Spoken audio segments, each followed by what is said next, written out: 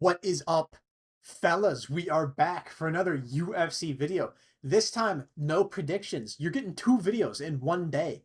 Dana White just went live, not even like 30 minutes ago, and dropped some absolute bombshells about UFC 314 in Miami and UFC 315 as well. Some absolutely sick fights got announced. So I figured, why not do a little video, a little news video, and talk about some of these matchups with you guys that just got announced. If you're new, subscribe. We're 111 subscribers.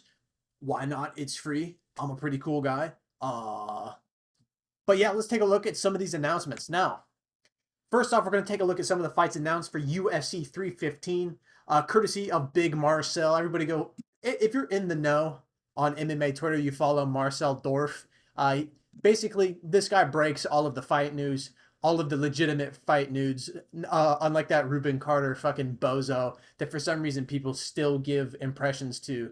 But Marcel Dorf tweeted all of these matchups, and Dana White went live with the entire UFC 314 card, which we're going to be talking about here in a second. But main event for 315, Shavkat Rakhmonov pulls out with an injury, and Jack Della Maddalena leaves the UFC London main event against Leon Edwards and is now stepping in to fight Belal Muhammad for the belt as the main event of UFC 315. This is a sick fucking fight, honestly. I'm glad that Jack Della Maddalena is getting his shot. I think he deserves it. I know Shavkat was the rightful #1 contender, but honestly, I think there's going to be potentially a little more interest in this matchup because Shavkat Rakhmonov and the Ian Gary fight kind of took a little bit of aura off of Rakhmonov, and if he's hurt, this is obviously, in my opinion, the next best guy to step in for the main event. This should be a fucking sick fight. I'm not sure who I'm gonna pick in this matchup. I'm actually looking forward to doing tape for this fight because I really like JDM, but Belal Muhammad has made a career off of pissing me off, so he'll probably win. He'll probably win. But this is a sick matchup, a great main event for this card. And UFC 315, man, is looking really nice. Another matchup that got announced for UFC 315. Valentina Shevchenko going to take on Manon Fiorot. No-brainer matchup. We were waiting for this to happen.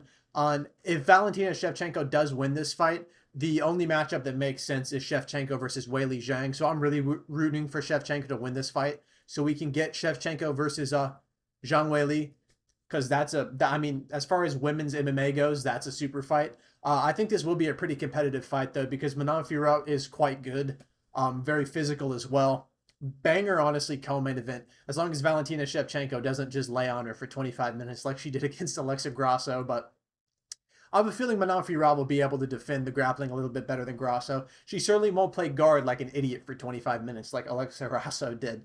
Another matchup, not that one. We'll talk about that one in a second, and that one. This is another matchup that is on UFC 315. Originally on UFC 314, they moved it to 315. Gilbert Burns taking on the undefeated Michael Morales.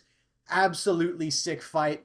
Hard fight for Michael Morales. Gilbert Burns still has a bit of dog in him. But I do see Michael Morales probably getting the W here.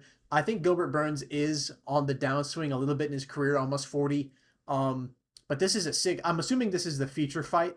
I would assume. Banger. This is a really big spotlight for Michael Morales to really put on a good performance against a top guy who's been around for a long time in the division and really kind of put all the casual fans on game. Sick fucking matchup, dude, for UFC 315. I'm glad that they have this card. Honestly, I'm glad that Montreal is getting a decent card because they've been shafting the Canadian fans for a while. These guys are getting a good card come May 10th. Just these three fights alone are very compelling and very good, but this pales in comparison to some of the stuff we're going to talk about for UFC 314. Now, Dana White announced these on his Instagram live stream, but he also showed the UFC 314 card. Now, I had to flip this image around. I don't know if you can see it. I had to flip it around because Dana White's a baboon and it was backwards. So I had to flip it around so you guys could see this card here. But the main event of UFC 314 is Alexander Volkanovski taking on Diego Lopes for the undisputed 145 title. Ilia Topuria vacated this belt, which leads me to believe he's going up to lightweight to challenge Islam Makhachev for his title, which is fucking insane. Like that, so much shit happened so recently. But that's a fucking banger. Diego Lopes versus Volkanovski, 5 rounds. Going to be a absolutely sick fight. Maybe Volkanovski captures the title again, or Diego Lopes finally reaches the tippy top. He's been on a streak for a long time, and he deserves this fight. He really does. And it's cool to see that Ilia didn't kind of hold up the division, go fight for a second belt. He let the division move forward. He vacated, and he's letting these two guys fight for his undisputed title. I appreciate that and moving the division forward for sure. And this is a fucking banger. In the co-main event, Michael Chandler taking on Paddy Pimblett. Another sick fight. This is a risky one for Paddy. There's been a lot of fights where you're like, it could be risky for Paddy. This one, this one could be bad. I could see Paddy Pimblett getting absolutely fucking fried in this matchup. Once again, I still have to do a tape study for all of these.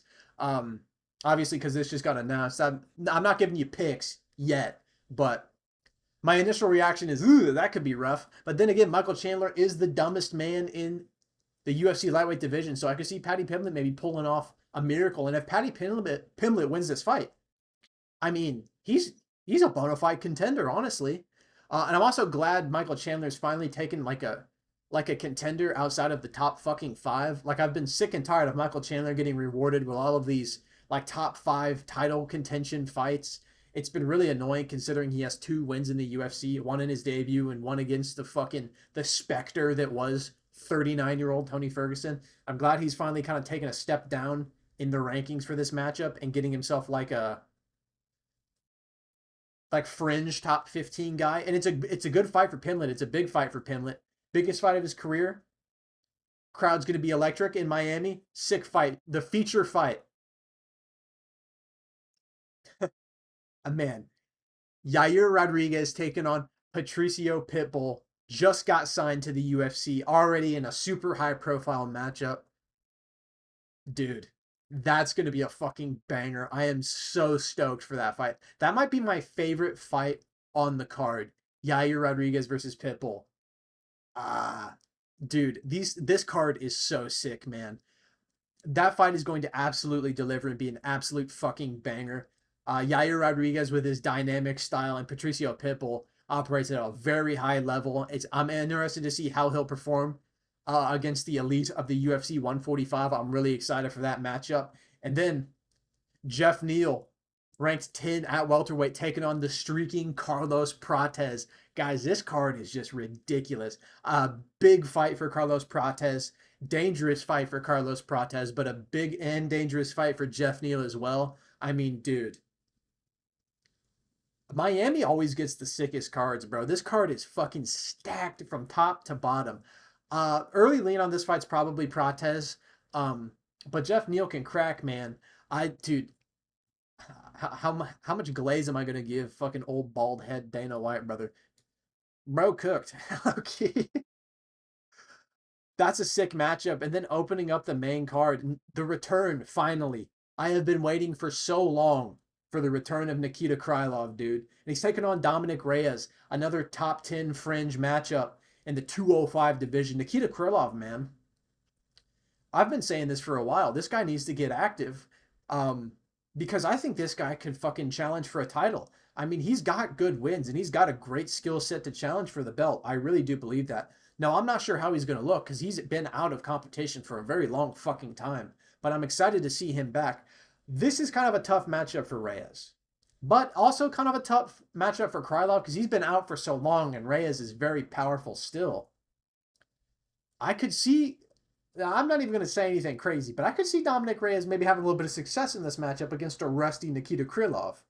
But I am excited. I hope Krylov wins. As much as I like Dominic Reyes and have enjoyed him kind of putting it together after the couple of losses that he suffered, Krylov has been my dog at the 205 pound division for a while. So I'm excited to see him get a good matchup on a big card like this. And remind all the fans that he is, you know, that guy at 205. The dark horse of the division, in my opinion. And then we got a couple of other fights. Dan Ige taking on Sean Woodson. Good for Sean Woodson. He's put together a really good streak for himself, and he deserves a good matchup. He deserves a big name. He's been knocking out and beating a lot of guys just kind of outside of that top 15 range. And after his last knockout over Fernando Padilla, got a really good matchup for himself and Dan Ige. I could see Sean Woodson winning this fight. just being on the outside and just frame mogging Dan Ige, to be honest, because that is always kind of been something that Dan Ige struggled with, is getting past guys who are a little bit rangier than him. Maybe Dan Ige works the grappling. I could see that happening. This is going to be a really compelling matchup to see how Dan Ige approaches a guy with such a strange frame and range management that Sean Woodson has. And also, it's going to be interesting to see how Sean Woodson handles a guy who's really, really battle tested, very dangerous, big power, and Dan Ige, who's been kind of a little bit more well-rounded lately. He's got a little bit of grappling to his game now. He's been using that a little more. Used it a little bit against Diego Lopes.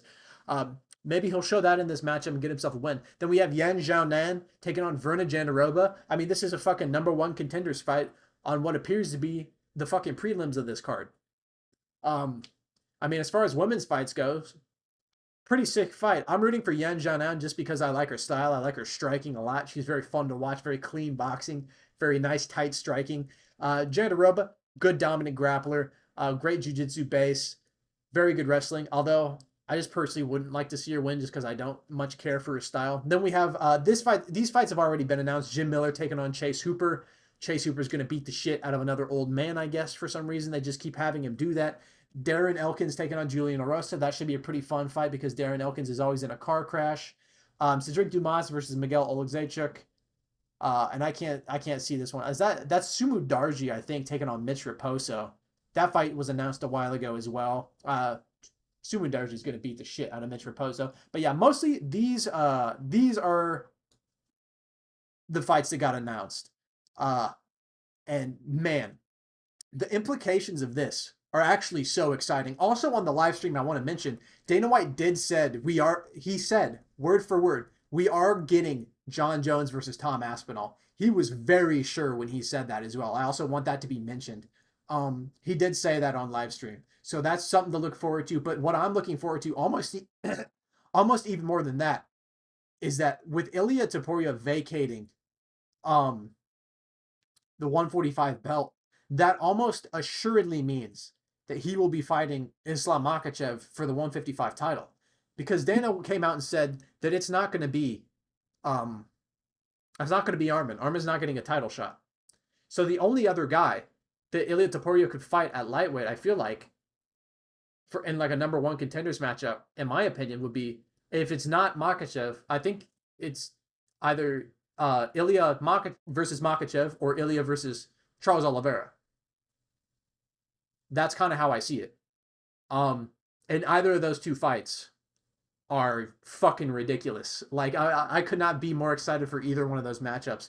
And honestly, if it is Ilia versus Makhachev and he wins that fight, I mean this so literally.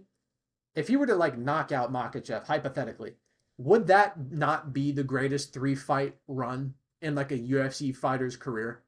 Like, genuinely. Like, could you imagine the scenes if he knocks out Volkanovski, Holloway, and then Makhachev back to back to back? I feel like you have to throw him in GOAT conversations at that point because, in my opinion, Islam Makhachev is the greatest lightweight of all time, purely based on resume. I mean, his resume is just so elite. Dude, I don't know. There's just so many things I'm looking forward to now. The next couple of months for the UFC and for MMA in general are going to be fucking crazy, guys. And I'm stoked out of my mind for these cards coming up. But yeah, thank you guys for joining me. Talk about some of these matchups that we got announced tonight. I'm really stoked. Let me know in the comments what your favorite fight that got announced is, or maybe fight that's going to be announced here shortly, I presume.